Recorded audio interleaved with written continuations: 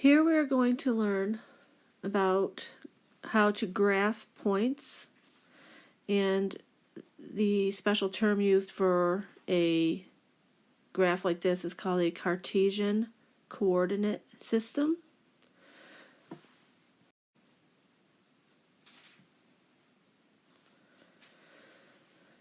Another general thing we call it is just a rectangular coordinate system. Okay, so we have Cartesian coordinate system, or it's called the rectangular coordinate system. We have a horizontal axis, which is called the x-axis, right here, the x-axis, and the vertical line is called the y-axis, right here, the y-axis. Whenever you're given a graph or points to plot, you should always label the x here and the y here. And you should always number a few of your lines. Right here, I'm just going by ones. Out to 5 is fine. So positive to the right, -1, -2, -3, 4, 5 to the left. And the y-axis going up is positive. 1, 2, 3, 4, 5. And going down is negative. -1, -2, -3, -4, -5. It doesn't matter what side of your line you number these on. If you're going to change your scale and go by 2s, you need to be clear about that. So our coordinate system has 4 sections to it. Each section is called a quadrant. Right here, the top right section is called quadrant 1 because we have positive x's to the right, positive y going up, so everything is positive over here, so that's quadrant 1. We name our quadrants going counterclockwise, so we are going this way when we name our quadrants. So this top left quadrant is called quadrant 2. Down below here next is going to be quadrant 3, and coming over here is going to be quadrant 4. So here's quadrant 3, and we do use Roman numerals for these quadrants. In quadrant 4, so the 1 before the V represents 4. So next we're going to look at locating points on our graph.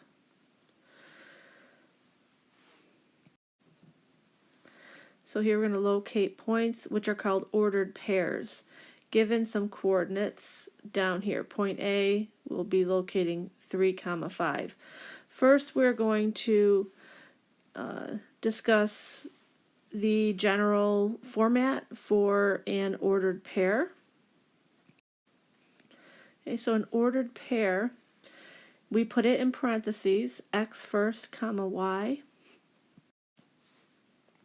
The first number we list will be the x direction, which is left or right. The second number will tell us to go up or down, which is the y direction. So our first point here, A, is 3, 5. That means the first part, 3, is the x direction. The second part, 5, is the y direction. So we come up here, start at the crosshairs in the middle, go right 3 units, 1, 2, 3, and then up 5. We're going to end up here in quadrant 1. So here I've plotted the point 3, 5, and that is point A. So there I labeled that point A. Now we're going to look at point B. Point B is -2, 4. So the first number is the x direction. So we're going to start at the crosshairs in the middle and go left 2, and then after that the 4 tells us to go up 4. Here I've plotted the -2, so left 2, up 4, and we end up in quadrant 2. Let's go down and answer those 2 questions. Point A was in quadrant 1, point B is in quadrant 2, and I'm going to label this as well. So point A was in quadrant 1 and point B was in quadrant 2. So remember, this first number is the x direction. Second number is the y direction. So left or right first, and then up or down second. So take a look at point C, -3, -1.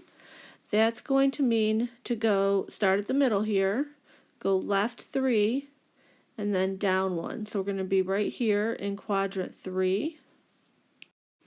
So here I've plotted -3, -1, and we labeled it C. Looking ahead at point D, 5, -5. So we are going to start here and go right 5, and then down 5. So we'll end up in quadrant 4. So here I've plotted 5, -5, and labeled it D. Our next point, 0, 0, point E is 0, 0. That is right at your crosshairs there, and that has a name specifically called the origin.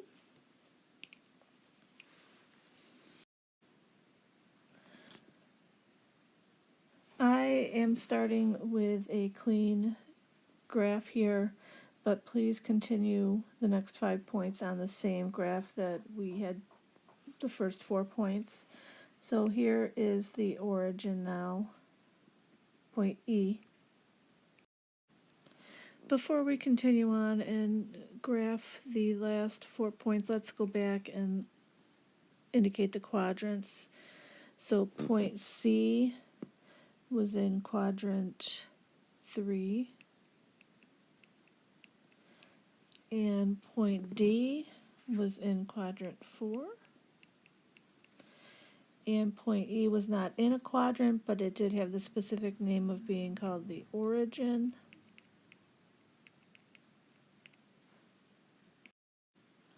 So let's take a look at point F, 0, 7.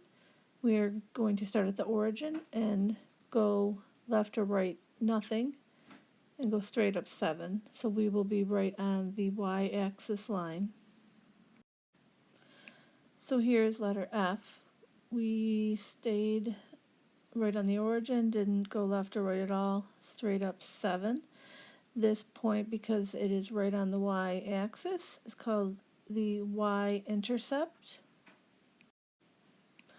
So here we have y-intercept. Point G, 7, 0, we are going to go right 7, but up nothing. This point will be right on the x line, and it will be called an x-intercept. So here's point G. We went right 7 and up nothing. So here I've labeled this as an x-intercept. Points H and I will be intercepts as well, just I wanted to throw some negatives in there. 0, -1. We will start at the origin and go left nothing, but straight down 1. So this will be a y-intercept.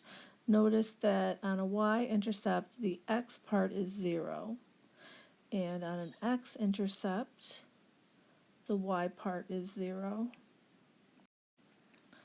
So we have another y-intercept. So here is 0, left or right 0, -1, straight down 1, letter H, which is another y-intercept on the y-axis. So point I, -1, 0. We will start at the origin and go left 1, but we will just stay there. We will not go up or down at all. So that puts it on the x line. So it is an x-intercept.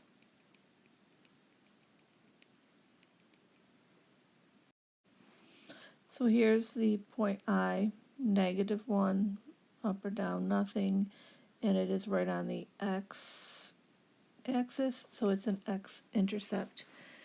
The next problem, you are given the points on the graph and you need to label them.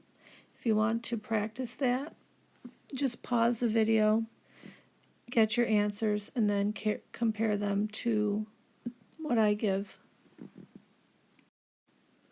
So this diagram is a little hard to read, but let's just take a look at the points so make sure you understand what I wrote here. This is point A, B, C, D, E, F is right here, G, H up top here, I right here, and J right down here. So if you want to practice labeling these points, take a few minutes to do that. I'm just going to write the answers out here. So here are all of the points. Now, in order to get full credit when you are listing these out on paper, the parentheses are needed. That is what indicates an ordered pair.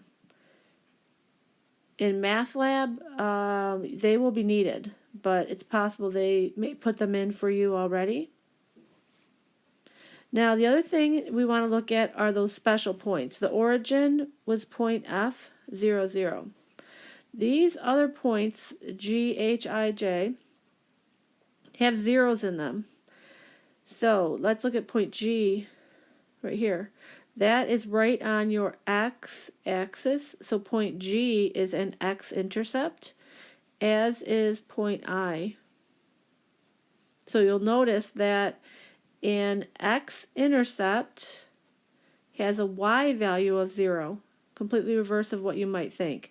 So points H and J are right on the y-axis line. They are y-intercepts. And point H and J have 0 for the x side. So it's reverse of the intercept name. Okay, so moving on to what collinear means. It basically is a set of points that lie in a straight line. So co means to do things together. So points that are in line together.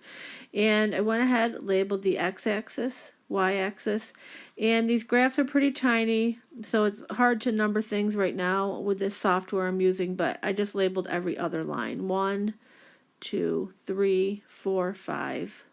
1, 2, 3, 4, 5. And same going negative. Negative 1, 2, negative 3, 4, negative 5. Didn't have room in there for negative 1. So negative 2, negative 3, negative 4, negative 5.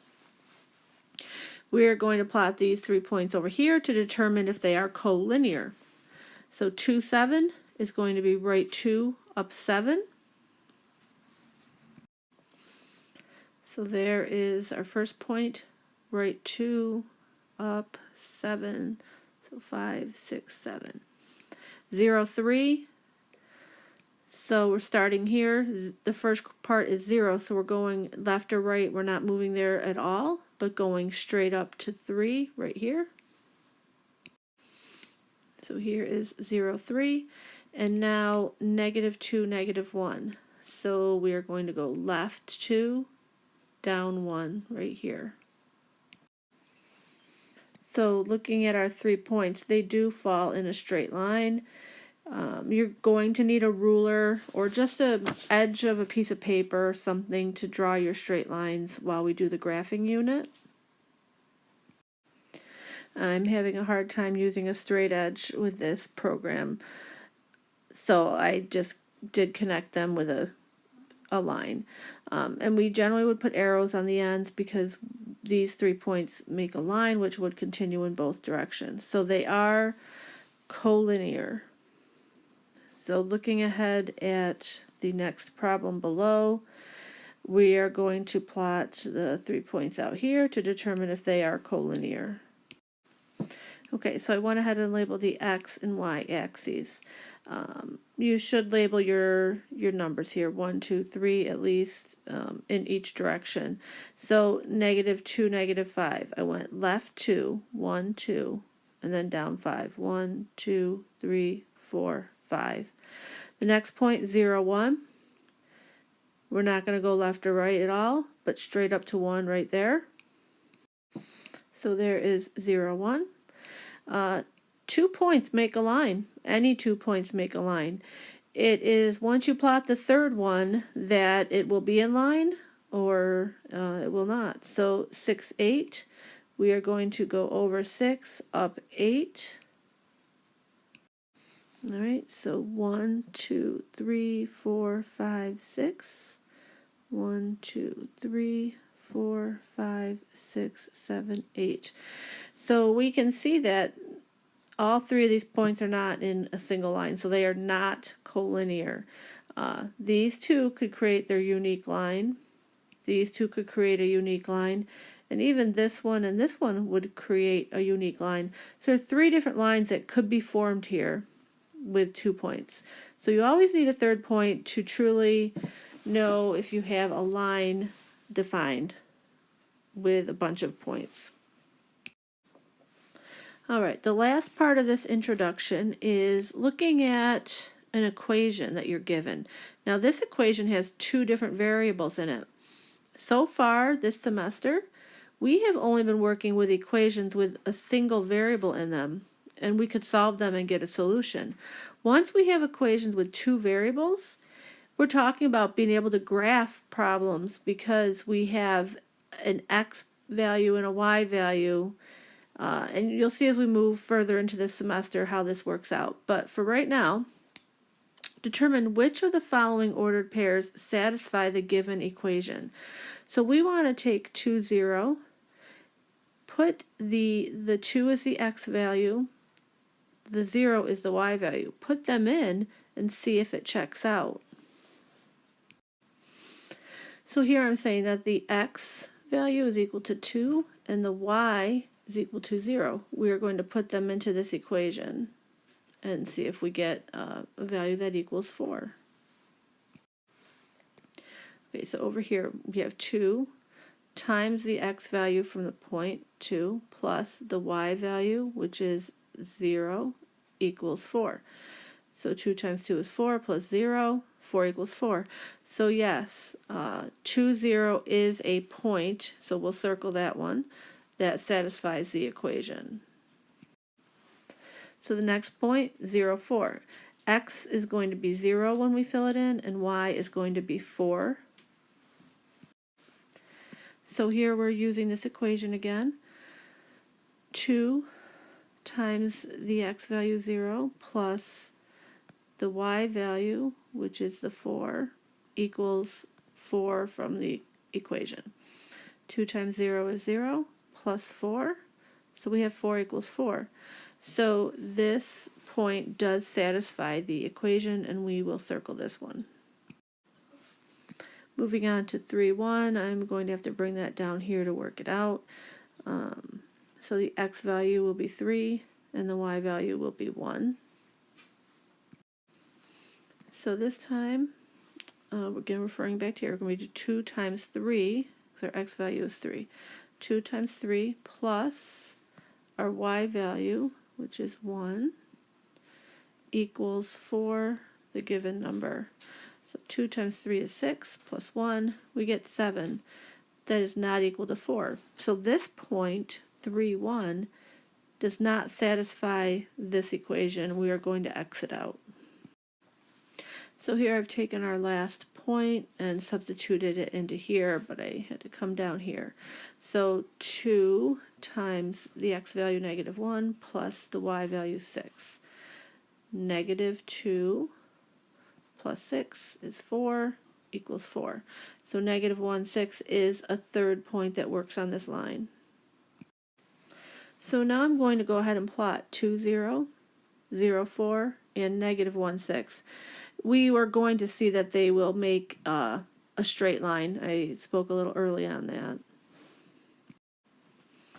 So 2, 0 is right here. 0, 4, right up here at 4. And negative 1, 6, so left 1, up 6. These points do create a straight line. So if you have a straight edge, connect those nice and straight. What we are going to be learning is we could have tons of these points that work. Infinitely many points all along here, different x, y values to give us more points on our line. So we're going to look at one more of these that has a fraction in it. So again, label your x-axis, y-axis. Please label these 1, 2, 3 in all directions, negative on the left and negative coming down. So we are determining which of the following ordered pairs satisfy the given equation. 3, 0. So we're going to put the 3 in for the x and the 0 in for the y and see if we get equality.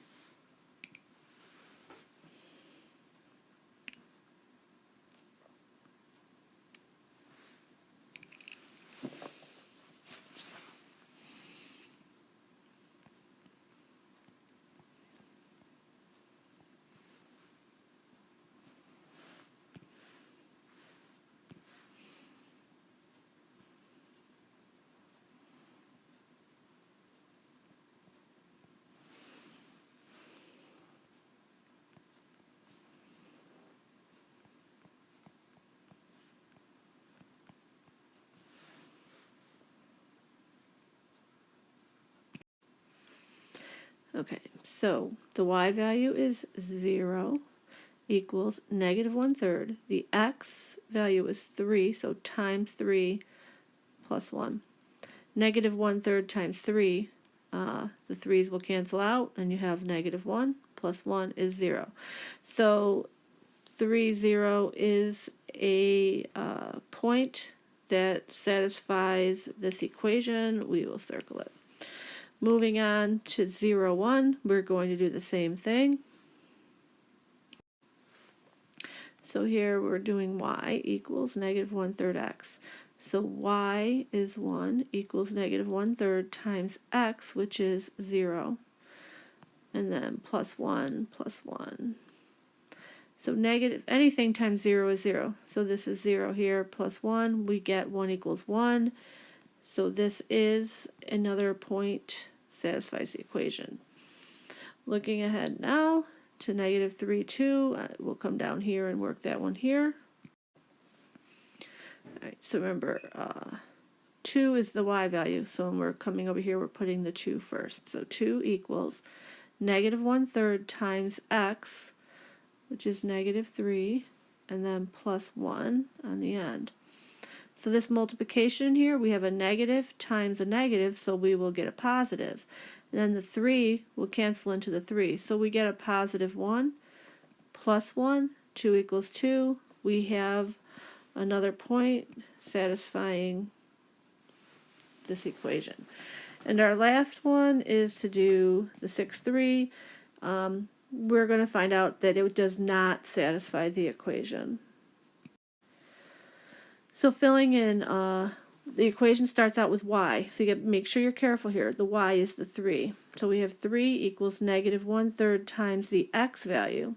6 is the x value. And then plus 1 from the plus 1 here. Multiplying in here, put the 1 under the 6 if you have to. But the 3 will cancel into the 6 2 times. And you have the negative 1 times 2. So negative 2 plus 1. We get negative 1 out of this, so 3 is not equal to negative 1. So this ordered pair does not satisfy the given equation. So when we go to plot the points that actually work, it will be these 3, and they should be collinear. They should be in a line. All right, so 3, 0 is right 3, up nothing. 0, 1. Stay here, don't go left or right at all, straight up 1, and negative 3, 2. So left 3, 1, 2, 3, and then up 2. And these do form a straight line. Again, the system I'm using is very hard to draw a line with, so connect yours with a straight edge if you have one, and put arrows on each end.